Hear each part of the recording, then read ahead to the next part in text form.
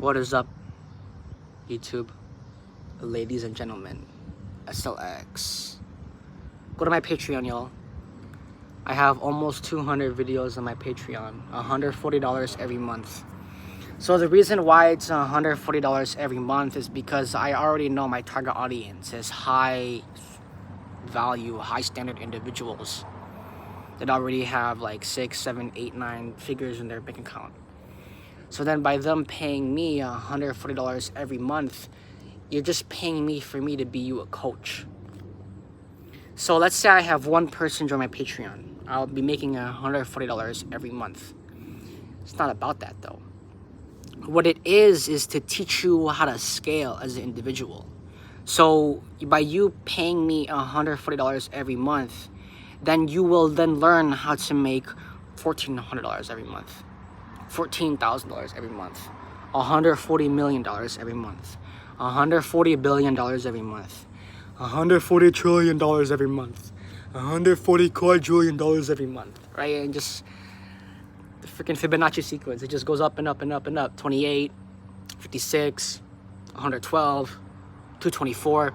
It just goes up and up and up. The Fibonacci sequence, right? 555, 1111, 4,444. Like the Fibonacci sequence, it just goes up and up and up and up. Here's the thing though, is what I'm learning on my entrepreneurial journey, my rap artist journey, my SLX aircrafts, my airplane brand journey, my SLX tattoos, my SLX jewelry, my SLX everything brand, my SLX exist. SLX exist. My existence brand. We sell existences. If you don't like your existence, just buy a new one. That simple. What I'm learning on this journey is the more money you spend, the more money you make. That's just it. And whatever law of attraction, vector of exchange of value, all this BS, all this bull crap or whatever, it's just simple fucking math. If you spend $10,000, you will make $100,000. If you spend $100,000, you will make $1 million. If you spend $10 million, you will make $1 billion. If you spend $1 billion, you will make $100 billion. It's just simple math. And that just comes with leverage and actually knowing what your investments are. What is the best investment is yourself. So all of the money I talk about, you're putting it back into your vessel. $10 billion just on how do I become more healthier? How do I biohack better? I hate the word biohack. How do I metamorphosis better? I hate the word metamorphosis. So the thing about that is all of the money that you're spending is to increase your capacity to earn. Let me say that again. All of the money that you spend is to increase the capacity that you can earn. Let me say that a few more times. All of the money that you lose is just gonna exponentially scale to the money that you gain. And here's the thing is, you can even buy worthless stuff, quote unquote. Like you can just buy chairs, you can buy cups, mugs, signs. Go ahead and buy a stop sign, whatever. Spend $1 million on just building a nice backyard. You know, spend $100 billion on just building a nice building. Just do whatever you want. It's your money, right? Here's the thing though, is because you spent that much money, you're gonna make that much money back and some. So if you spend $1 million on your backyard and you just used all like 60 to 70% of your portfolio, hey, you have a nice backyard now. So then what you can do now is however you made that $1 million before, do the exact same thing but better, because now you have a better backyard. You understand? For rap artists, let's say you sold 10 albums and you made $1,000 off of selling 10 albums. Spend those $1,000 immediately on anything. You can buy the most useless thing. Buy a bike for $1,000. Buy a new mailbox. All right? Why would I buy a new mailbox for $100,000? I wonder. So then in the future, when I'm making millions and billions of dollars, when someone has to deliver me mail, I have a nice mailbox. Wow. Very simple. What else is there? Maybe just a t-shirt. Like maybe I'll spend $2,000 on a t-shirt. Why? Because if it's hot outside, but not too hot, and I don't want to take my shirt off, I'll just put that $2,000 shirt on. Very simple, right? What else is very simple?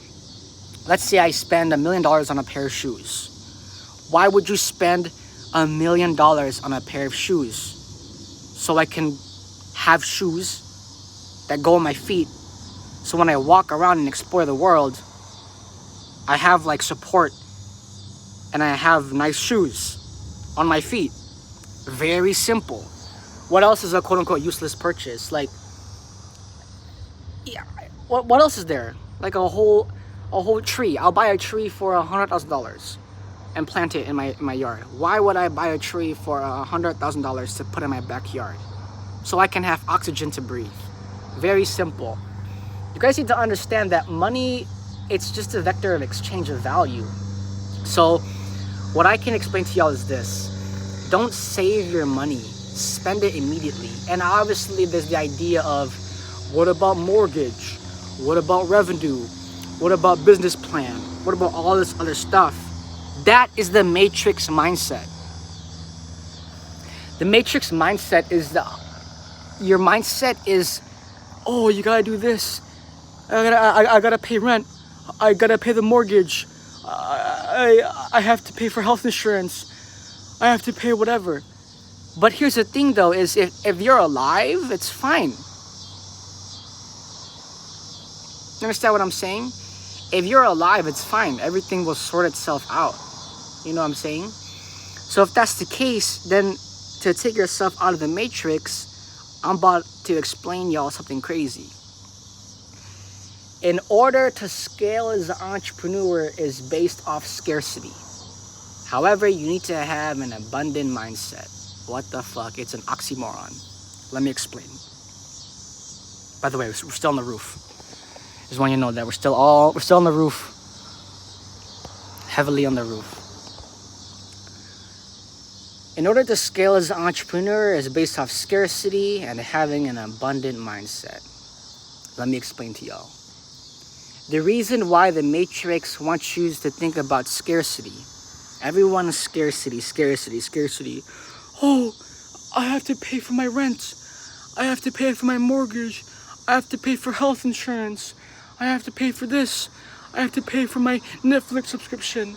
I have to pay for my Amazon Prime subscription. You're a bot. All right, let me explain. The reason why you need to have an abundant mindset is because there's so much of everything. How many trees are there that exist? Probably trillions of trees. And they're cutting the freaking oxygen down to make money. What the fuck? And they're not even planting the trees back. Abundant mindset. Look at how much road there is. Look at how many people are on this earth. Look at how many possible business ventures you can go about. But why I say you need to understand scarcity is this is how you sell product. Guys, there's only 10,000 of these pairs of shoes. Get them now before they're gone. When in reality, after they're gone, we could just go and manufacture more. But because everyone in the Matrix wants things really fast, everyone in the Matrix has a scarcity mindset that by you being an entrepreneur and have an abundant mindset, you sell products based off scarcity, which isn't real. Guys, I'm gonna drop shoes, 1,000 shoes, only one time ever. That's how you sell all those 1,000 shoes for that quote unquote one time ever. But it's not one time ever. You can just make those shoes again and just sell them again. That's why entrepreneurs do this, bro. Like being a producer versus being a consumer. Being an entrepreneur versus being a buyer. All entrepreneurs are buyers. All that we're doing is just flipping the price.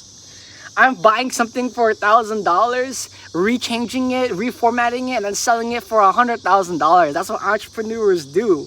And in terms of creation, right, 369, the numbers of creation, this is where rap artists are changing the game, right? Peep game.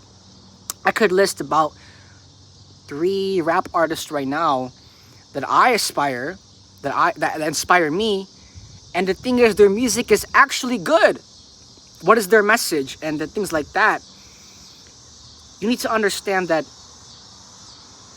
with these rap artists and their message and their music, it's only like 1 out of 9 that make it.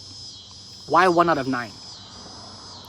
1/9, right? 369 are the numbers of creation. So if 1 out of 9 rap artists actually make it, think about how many rap artists there are in the world.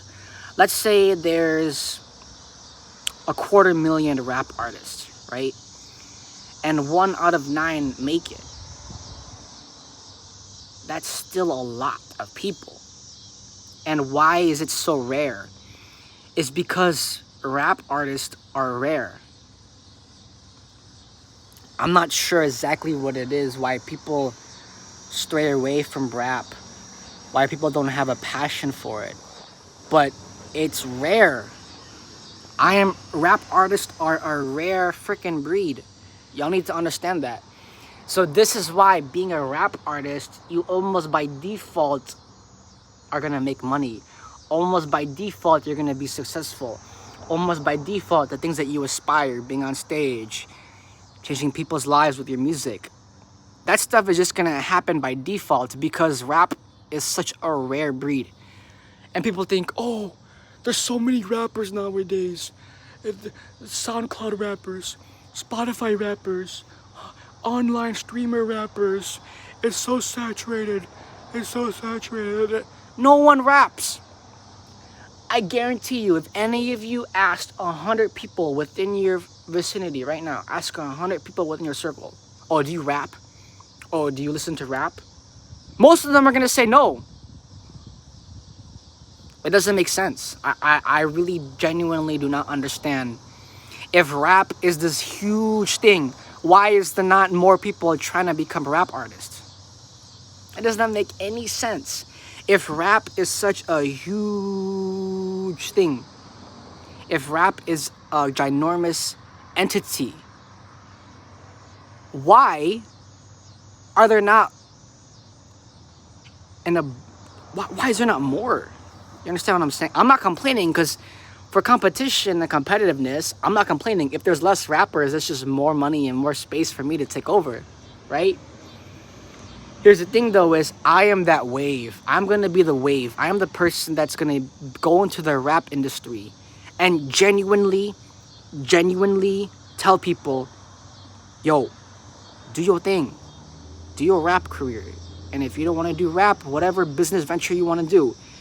If you wanna make a business off of a bakery, right? If you wanna do a business off of selling, treats, selling sweets or whatever, go off, be the best at it, right? If you want to do a business venture about doing crafts, right, where you're putting metal together, you're making different shapes and you're selling it, do it. Like, be the best at it. And on top of that, what's nice about it is there's not a lot of people doing these things. So in the whole ideology that I was talking earlier about scarcity and abundance, when you pick your business venture, people think, oh, it needs to be this completely new, completely benign, completely thing that no one has ever done. Why?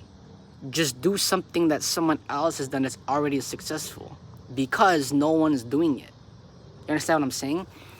And when I say no one's doing it, I'm not saying no one's doing it. I'm just saying that there's a limited, scarce amount of people doing what you love. So if that's the case, by you being the best at it, and let's say you're the best at it, you can also help other people that are around you. You can collab within those same genres. You can collab within those same community groups, And I think that in terms of flexibility and understanding the entrepreneurial journey is to pick one thing and go vertical with it. I talk about this a lot in my other videos, where as an entrepreneur, you need to pick one thing and go vertical with it. And also, the thing is, if you choose something that's in a quote-unquote saturated market, I'm trying to think of an example. I'm just gonna go off the top of my head and say YouTuber, right? Let's say you want to be a YouTuber. YouTube is extremely saturated in content and whatnot. I understand that. Content, all this other stuff, content creation, all these things are very saturated, are very overdone. Like there's a lot. So by you wanting to create your business off of that, like, go ahead. Let me explain why. Okay, within the YouTube community and YouTubers and people are trying to do this with YouTube and whatnot, no one's doing it. Earlier, I was talking about if you go to 100 people and ask them, hey, are you a rapper? Are you into rap? They're all gonna say no. Or most of them are gonna say no. It's the same with YouTube. If you go to a bunch of people, 100 plus people or whatever, and you ask them, hey, are you a YouTuber? Like, everyone has YouTube on their phone, but no one is creating YouTube videos. Like, obviously there are a lot, plethora of YouTube content creators. But then again, at the same time, it's not. Like, they're not. It's like not. And you understand what I'm saying? I don't know why people have this thought of picking a career and they think, oh, everyone does that, when no one does it. Understand what I'm saying? Like, if there's 15 billion humans on this planet, right, there is a way that you can do a quote-unquote saturated market your way and do it in your, because you are you and you understand what you are.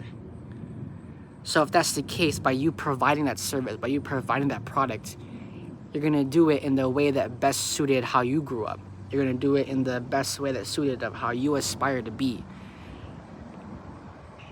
Right? And I know in my other YouTube videos, I talk about why I'm the best rap artist in the world is because of my message and like how I'm gonna go about influencing people. Like when I meet people and, oh my god, SLX, oh my god, SLX, da, da, da, da. I feel like people are gonna perceive me as some intimidating figure. Why? Because I'm screamo rap. Like a lot of my rap songs, I screamo rap. I'm yelling, I'm distortion is, that's what it is, it's screamo rap. I am the embodiment of screamo rap. So when I'm doing screamo rap, I'm saying words as loudly, I'm distorting, like my voice goes hoarse, all this other stuff. And it's gonna have a perception of, oh, don't F with him or whatnot, because he's screaming into the mic when he's in the recording studio. But then when y'all meet me, it's like, what the fuck is this guy? He's the most chill person ever. That's because I put all my aggression onto the screamo rap. Why would I ever be aggressive with anyone if I could just be aggressive with the song, you know? So, everyone, this is SLX.